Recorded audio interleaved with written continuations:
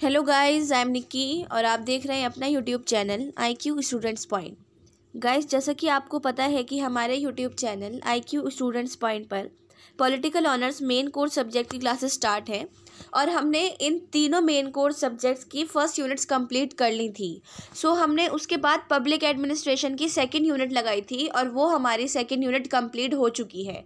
अब हमने जो सेकंड यूनिट लगाई है वो है कंपैरेटिव गवर्नमेंट एंड पॉलिटिक्स की। ठीक है, मैं आपको इसमें बता देती हूँ कि इसकी जो सेकंड यूनिट है वो है हमारी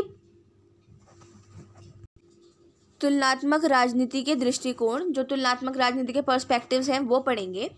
इसमें 5 पर्सपेक्टिव्स हैं।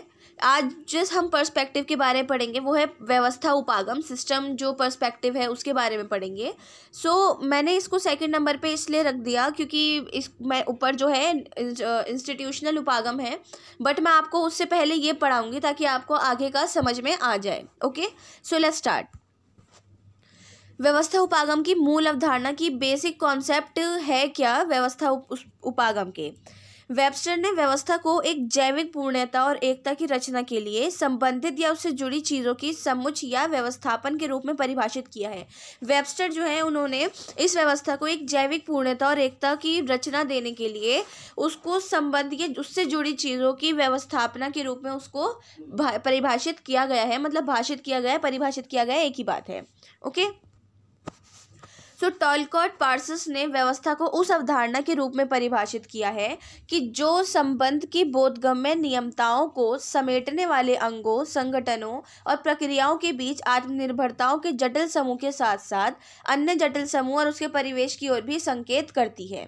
ओके, उन्होंने ये बोला है कि जो नियमताएं हैं उनको समेटने वाले जो अंग हैं, मेथड्स हैं और उसकी जो प्रक्रियाएं हैं उन सब के बीच में एक अंडरस्टैंडिंग और उसके ग्रुप्स के साथ साथ उसमें बहुत परेशानियां और उसके परिवेश की ओर एक संकेत करता है, उनको पॉइंट आउट करता है।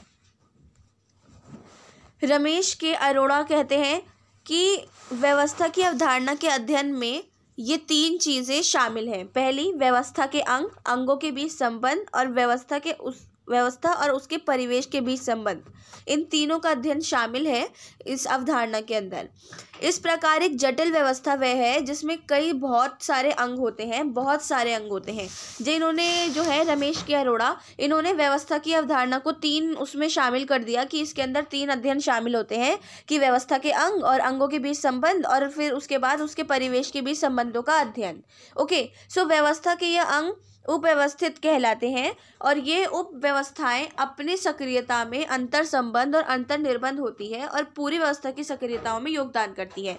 ये जो व्यवस्थाएं होती हैं वो आपस में लिंक्ड होती हैं और एक दूसरे पर डिपेंड करती हैं और पूरी जो व्यवस्था है, पूरा सिस्टम है, उसको बिल्कुल ढंग से चलाने में बहुत सारा योगदान देती हैं, बहुत सारी हेल्प करती हैं। ठीक है, रमेश के अरोड़ा ने ये बताया है कि इसको 3 तरीके से इसका अध्ययन शामिल है। व्यवस्था का अंग के बीच का संबंध और उसके परिवेश के बीच के संबंध का अध्ययन। ओके, अब हम पढ़ते हैं एक व्यवस्था के रूप में संगठन, ऑर्गेनाइजेशन एज अ सिस्टम।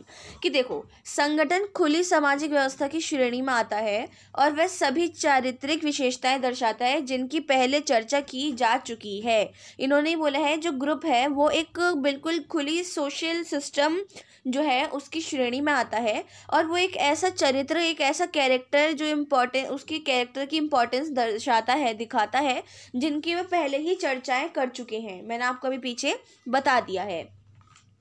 जो व्यवस्था उपागम ये जो है इसके बारे में आप लोग ये पढ़ रहे हैं। इसमें इन्होंने संगठन की विभिन्न उप व्यवस्थाओं की व्याख्याएं बताई हैं। क्या बोला है इन्होंने? सबसे पहले में ये बोला है कि तकनीकी उप व्यवस्था का सरोकार यांत्रिक प्रक्रियाओं से है और आगत को निर्गत में बदलने से है। जो तकनीकी उप व्यवस्थाएं हैं उसका सरोकार। सेकंड में इन्होंने ये बोला है कि जो समर्थक उपव्यवस्था कच्चा माल उपलब्ध कराने, प्रचार जैसे सांगठनिक गतिविधियों का समर्थन करती है। जो ये उपव्यवस्था है जिसके बारे में, जिस सिस्टम के बारे में आप लोग पढ़ रहे हैं, वो कच्चा माल उपलब्ध कराने के लिए प्रचार जैसे सांगठनिक गतिविधियों का समर्थन करती है। थर्ड है रख रखाव उपव्यवस्था आवश्यक मानव कौशलों की आगत को सुनिश्चित करती है। जो रख रखाव ये उपव्यवस्था है वो मानव कौशल्यों की जो आगत है उसको सुनिश्चित करती है। फोर्थ है अनुकूल उपव्यवस्था योजना इकाइयों और परिवेशीय परिवर्तनों पर प्रक्रिया करने में संगठन की मदद करती है। जो योजनाएं हैं उन सबको परिवेशीय उसमें चेंजेस करने के लिए उनके जो ग्रुप्स हैं उनमें हेल्प करती है। और फिफ्थ है मनोवैज्ञानिक सामाजिक उपव्यवस्था मानव व्यवहार और अंतर व्यक्तित्व संबंधों की गति की प्रतिनिधित्व करती है। और सिक्स्थ है संरचनात्मक उपव्यवस्था का सरोकार संगठनों में औपचारिक संगठनों से होता है और ये कार्यों के पदों को निर्धारित करती है। ओके, अब है व्यवस्था उपागम का उदय और विकास। देखो इससे पहले मैं आपको बताती हूँ कि डेविड ईस्टन ने इस थ्योरी में अपना सबसे ज़्यादा योगदान दिया है। डेविड ईस्टन वो पहले राजनीतिक वैज्ञानिक थे जिन्होंने व्यवस्था सिद्धांत का विश्लेषण किया था, उसके एनालिसिस किए थे।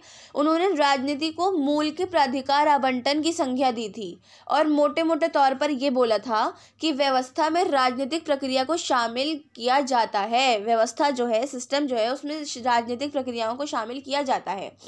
ईस्टन जो है उनके अनुसार एक राजनीतिक व्यवस्था मांगों के रूप में निवेश और परिवेश से समर्थन प्राप्त करती है और नीति और निर्माण के रूप में निर्गत उत्पन्न करती है। मैंने आपको अभी पीछे बताया है कि उसका निर्गत और जो वो है उसका निवेश और वो सब उसकी बहुत ज़्यादा हेल्प होती है इससे। तो इन्होंने ईस्टन ने ये वाली बात बोली थी कि जो राजनीतिक व्यवस्था है मांगों के रूप में इनपुट्स और परिवेश से समर्थन प्राप्त करती है और नीतियों एवं निर्माण के रूप में आउटपुट्स उत्पन्न करती है।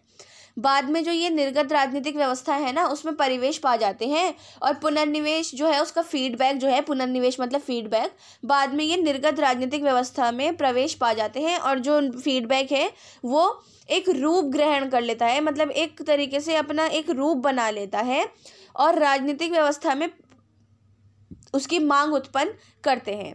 ओके, तो व्यवस्था उपागम का उदय और विकास। देखो आधुनिक क्लासिकी और मानवीय संबंध उपागम से सर्वथा विभिन्न व्यवस्था उपागम संगठन का एक पूर्ण दृष्टि से देता है और जो संगठनों के अध्ययन के लिए एक स्थूल प्रतिमान है। इन्होंने बोला है जो क्लासिकी और मानव संबंधी उपागम है वो व्यवस्था उपागम ग्रुप्स को एक जो है पूर्ण दृष्टि देता है और ग्रुप्स की जो स्टडी है उसको पढ़ने के लिए ये जो उपागम है बहुत ज़्यादा हेल्प करता है। इस प्रकार जो ये संगठन के पुराने सिद्धांतों के सीमित परिप्रेक्ष्य और अभिमुखीकरण का नतीजा है।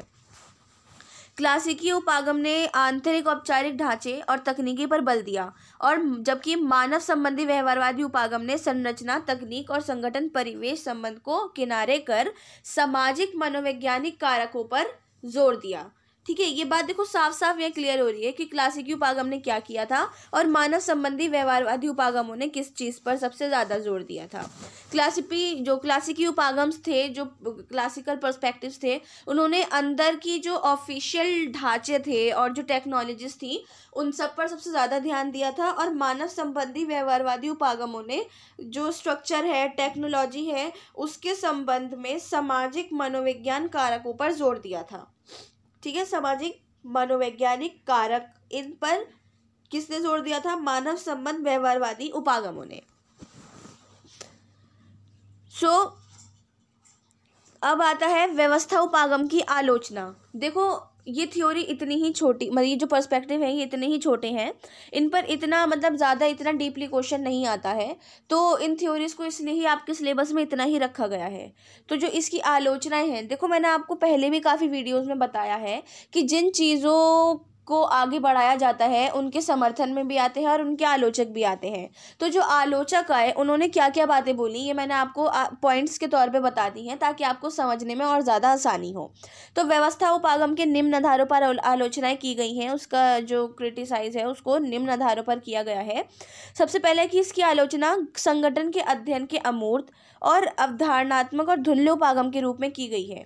मतलब इन्होंने ये बोला है कि जो एक ग्रुप है उसकी स्टडी को लेकर एक बिल्कुल धुंधला उपागम है, किसी काम का है ही नहीं, इसको मत पढ़ो, ये बिल्कुल बेकार है। आलोचकों ने ये बोला है।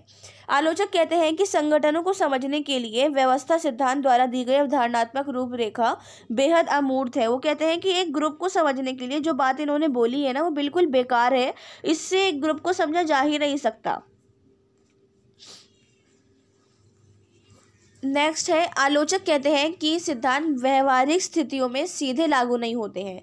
आलोचकों का मानना है कि जो सिद्धांत है वो एक व्यवहारिक स्थिति में, एक व्यवहारिक जो मतलब एक रियलिटी जो है उसमें सीधे तौर पर लागू नहीं होता है। थर्ड में बोलते हैं, इस उपागम की इस आधार पर भी आलोचना होती है कि ये विश्लेषण और संश्लेषण की कोई तकनीक या औजार नहीं देता है। मतलब एक तरीके से ये एनालाइज नहीं करता है, जबकि आपको मैंने पीछे बताया कि डेविड ईस्टन ने इसको इस व्यवस्था को एनालाइज के तौर पर ही सामने रखा था कि इससे एनालाइसिस हो सकते हैं, पर यहाँ पर आलोचकों ने बोला है कि इसको इससे एनालाइज किया जा ही नहीं सकता। फोर्थ है, कहा जाता है कि व्यवस्था उपागम ना तो व्यवस्थाओं के अंतर को पहचानता है और ना ही मेल जोल और आत्मनिर्भरता की प्रकृति के बारे में बताता है। वो कहते हैं कि जो व्यवस्था उपागम है जिसके बारे में हमने पढ़ा है, ना तो व्यवस्थाओं के अंतर को पहचानता है और ना ही जो मेल जोल है आपस में उसके जो आत्मनिर्भरताएं हैं उसके नेचर को बताता है। उपरोक्त सीमाओं के बावजूद भी व्यवस्था उपागम ने सांगठित सिद्धांत में मूलवान योगदान दिया था। जो मतलब इतनी आलोचनाओं, इतनी क्रिटिसाइज, इन सबके बावजूद भी जो व्यवस्था उपागम है इसने सांगठनिक जो सिद्धांत थे, जो ग्रुप्स के जो पर्सपेक्टिव्स थे, उनमें बहुत ज़्यादा योगदान दिए। ओके, सो आज की क्लास हमारी यहीं ख़त्म होती है। नेक्स्ट क्लास हमारी 24 नवंबर ट्यूसडे को होगी और इसमें हम बाकी के जो उपागम हैं वो धीरे धीरे करके इसको सब कंप्लीट कर लेंगे। सो अब जो हमारी ये सेकंड यूनिट लगी है, आप इसके व्यवस्था उपागम के नोट्स कंप्लीट कर लीजिए और आज की क्लास में आपको कुछ समझ में नहीं आया हो तो आप हमसे कमेंट बॉक्स या हमारे टेलीग्राम चैनल पर पूछ सकते हैं। Okay, so thanks for the watching and best of luck all.